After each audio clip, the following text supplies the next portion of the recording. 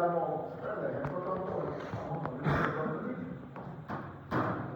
De nuevo, porque estoy poniendo un plano fácil. Es un plano horizontal. Y entonces vamos a poner una recta que no sea paralela a él. Por ejemplo, una recta oblicua. Una recta oblicua, como sabemos, no es paralela a un plano horizontal. Esa es la recta M. Entonces la pregunta es, ¿cuál es el punto que existe en el espacio y que cumple con estas dos cosas? ¿Pertenece a la recta M? ¿Pertenece al plano delta? Es muy fácil. Como el plano delta es un plano horizontal, cualquier punto que pertenezca a ese plano tiene que tener la proyección vertical en este plano. Eso lo vimos con los mismos planos. Por lo tanto, la proyección vertical del punto I tiene que estar en este nivel. Para para cumplirse que el punto I pertenezca al plano D. Pero como también tiene que pertenecer a la recta M, tenemos una ley también, que dijimos que era como la segunda ley del sistema, que dice: cualquier punto del espacio que pertenezca a la recta M tiene que tener la proyección vertical en este línea, que se llama proyección vertical de la recta, y tiene que tener la proyección horizontal en esta otra línea, que se llama la proyección vertical de la recta. Y de paso tenemos la primera ley que dice que las dos proyecciones del punto I tienen que quedar alineadas. Bueno, entonces haciendo cumplir la primera y segunda condiciones, nos vamos a dar cuenta de que obligatoriamente este corte que está aquí tiene que ser la proyección en el plano vertical del punto I. Porque si ese punto no queda en la traza, es decir, si la proyección vertical del punto I no queda en esta traza vertical, entonces el punto I se sale del plano. Y si la proyección vertical del punto I no está en la línea amarilla, M vertical, entonces se sale del plano. Y como queremos que esté al mismo tiempo en los dos, pues no puede haber otra oposición para la proyección vertical del punto, sino así. Y ahora, aplicando la primera ley del sistema, que todo el mundo lo sabe, decimos, pues como el punto I tiene que pertenecer a la recta M, entonces aquí tiene que estar la proyección en el plano horizontal del punto I. Es muy fácil cuando el plano es fácil. Si el plano se convierte en una cosa más complicada, pues el procedimiento se complica un poquito más. Pongamos otro caso. Supóngase que tengo que hacer una intersección entre un plano horizontal horizontal, eso que todo el mundo recuerda, ¿verdad? Porque ahí está recordando. Un plano horizontal así, y una recta cualquiera que no sea paralela al plano. Es el plano recto. La recta que voy a pintar de amarillo, pues puede ser cualquiera, menos una recta paralela al plano. Por lo tanto, esa recta puede ser perfectamente así en vertical y así en horizontal. Estas son las proyecciones diédricas de la recta. Y de nuevo, yo necesito buscar el punto de intersección entre las dos cosas, o sea, el punto que pertenece a la recta y también pertenece al plano. Resulta que en este caso, el plano proyectante horizontal delta forma 90 grados con el plano horizontal. ¿Verdad? Esos de esos planos me parecen una puerta. ¿Qué pasa? Que cuando yo miro ese plano desde arriba, lo veo como una línea. Por lo tanto, cualquier punto que pertenezca al plano tiene que tener la proyección en el plano horizontal en esta línea. Eso yo me lo sé porque yo estudié el plano, lo tengo fresquecito. Yo sé que eso tiene que cumplirse para que un punto del espacio pertenezca al plano delta. Pero como ese punto que estoy buscando, que es un punto que pertenece al plano delta, pero también pertenece a la recta M, la proyección horizontal del punto I tiene que estar en la proyección horizontal de la recta M. paso en la proyección horizontal siguiente para el punto I. Claro, eso es cuando yo lo veo de arriba. Yo veo que el punto donde la recta interseca el plano está ahí. Donde la sombra de la recta es corta a la traza del plano. Y luego, pues lo que tengo que hacer es aplicar la primera ley del sistema dialéctrico, ¿verdad? Que uno conoce, otra vez, alinear, y como el punto I tiene que pertenecer a la recta M, la proyección vertical del punto I está aquí. Fíjense, en este caso, el ángulo alfa, el ángulo beta del plano delta es igual a 90 grados. Y entonces ahí, como el plano es perpendicular al plano de proyección, ahí directamente yo consigo la proyección del punto de corte entre la recta y el plano. En cambio, en este caso, el ángulo alfa del plano delta es el 90 grados. Entonces es en la horizontal donde yo voy a conseguir el corte. Cuando el ángulo es 90, el corte es directo. Eso quiere decir que, por ejemplo, caso muy tonto también, quizás el más tonto de todos, es el que se nos presenta cuando el plano es un plano de perfil. Si a mí me toca buscar el punto de intersección entre una recta cualquiera, llamada M, ¿verdad? Y un plano delta, que es un plano de perfil, en este caso. Pues resulta que aquí, en este caso, el ángulo alfa del plano delta es igual al ángulo beta del plano delta, que es igual a 90 grados. Los dos ángulos son 90 grados. Entonces, en las dos proyecciones, el corte es directo. O sea, el punto de intersección de la recta M con el plano delta lo vemos en vertical directamente en el corte de la proyección vertical de la recta con la traza vertical del plano. Y en horizontal, ese punto I se va a obtener directamente en el corte de la proyección horizontal de la recta con la traza horizontal del plano. Es el caso más tonto de todo. Fíjate, es como que viene. Pero ahí terminan los casos sencillos. ¿Por qué? Porque luego hay planos que no son oblicuos. Hay planos que son oblicuos. Y cuando los planos son oblicuos, los cortes no son directos. Cuando los planos no son oblicuos, los cortes no son directos. Por ejemplo, tengo un plano que es oblicuo, le voy a dar las trazas de una vez. Más tardecito hacemos un ejemplo cuando no tengamos las trazas. Por ahora, digamos que conocemos las trazas del plano recto.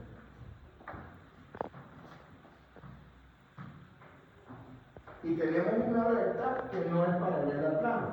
¿Bien? Tenemos una recta que no es paralela al plano y queremos determinar el punto de intersección entre la recta y el plano. Las proyecciones diédricas, claro, de ese punto de intersección. La recta que se llama M y el plano que se llama D.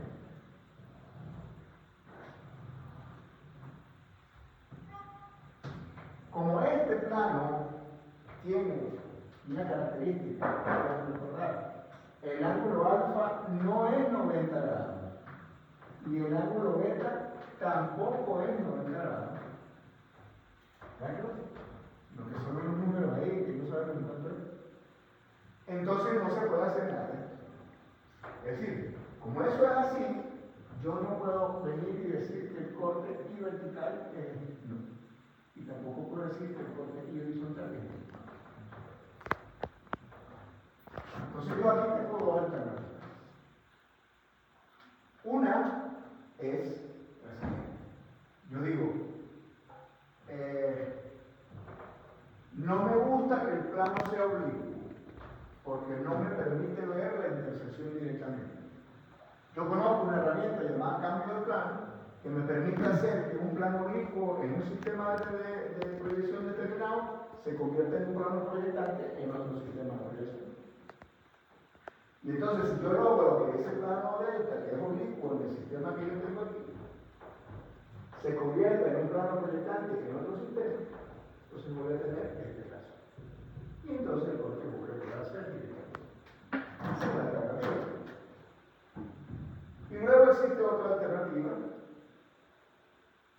llamada el método del plano proyectante, o más popularmente conocido como el método de la recta tapada. ¿Qué consiste eso? Eso consiste en lo siguiente. Usted tiene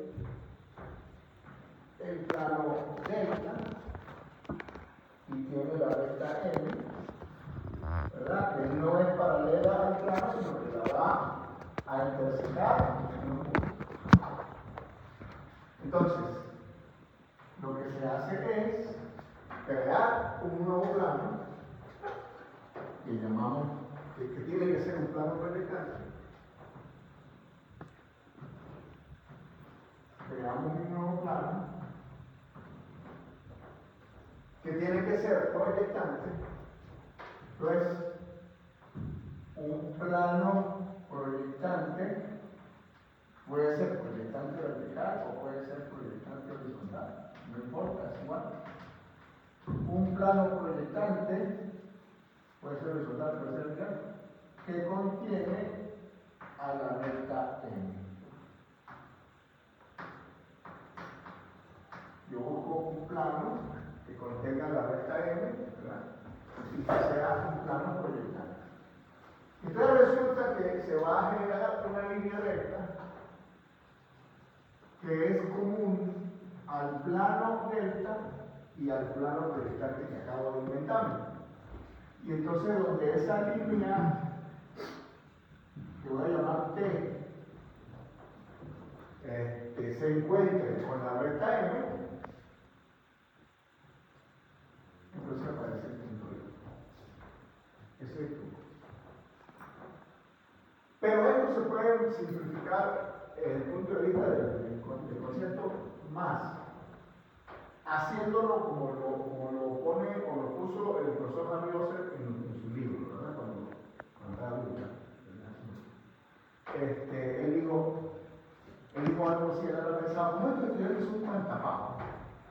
Yo voy a buscar una manera de que me entiendan. ¿Verdad? Pues estos muchachos, los estudiantes han sido siempre tapados toda la vida. Ahorita y cuando la época del profesor Riosa, siempre que los estudiantes siempre fueron.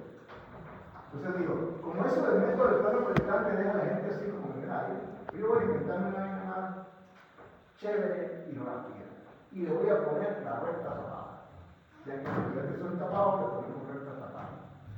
Dice así.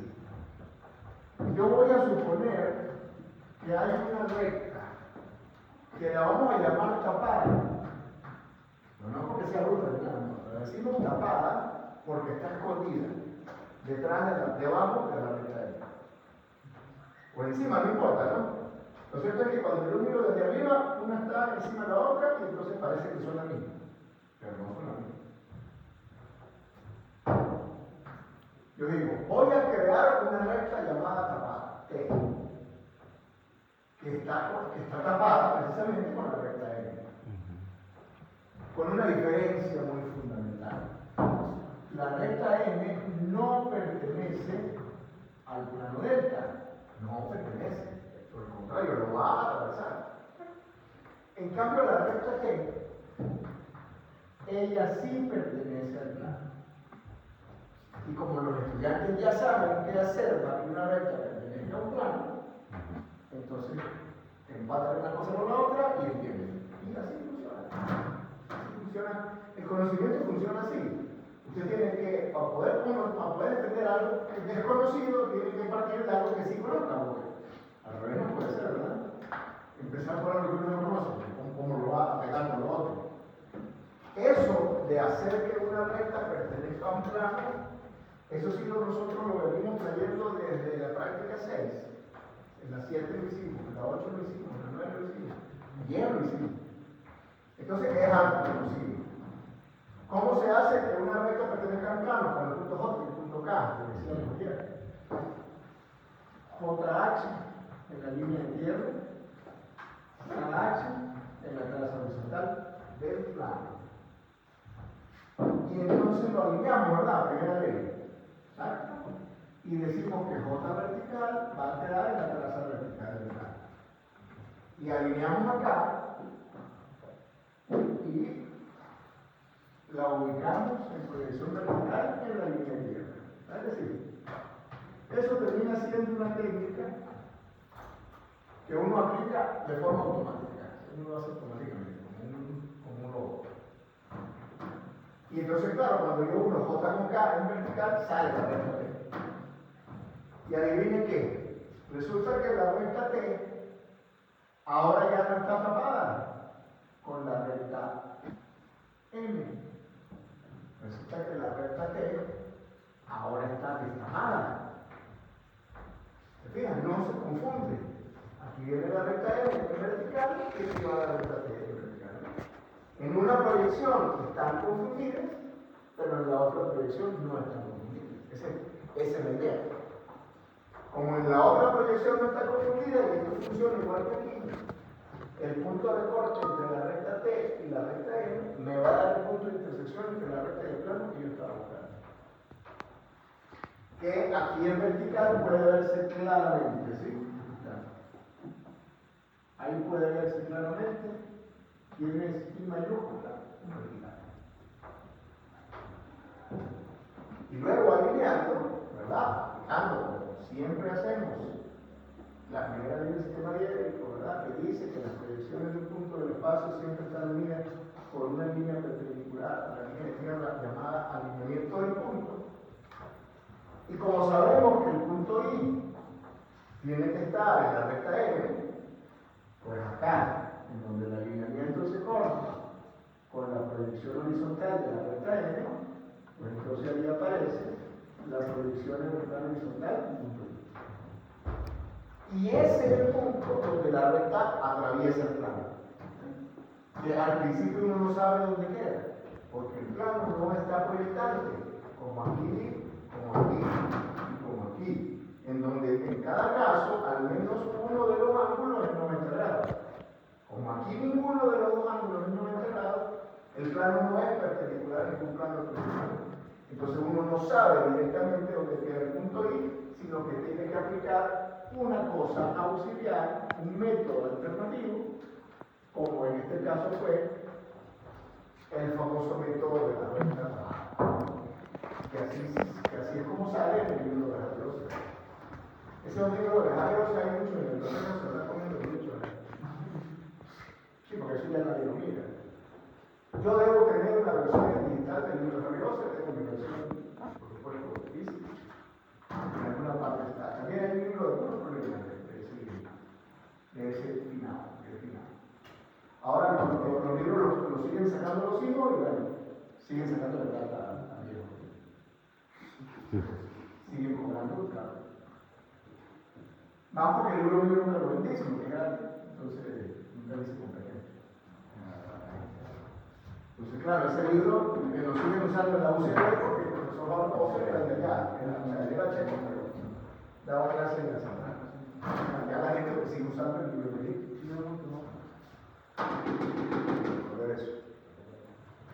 Voy a seguir haciendo más ejemplos y luego vemos el tema de intersección entre dos planos. Y con eso termina el tema de hoy.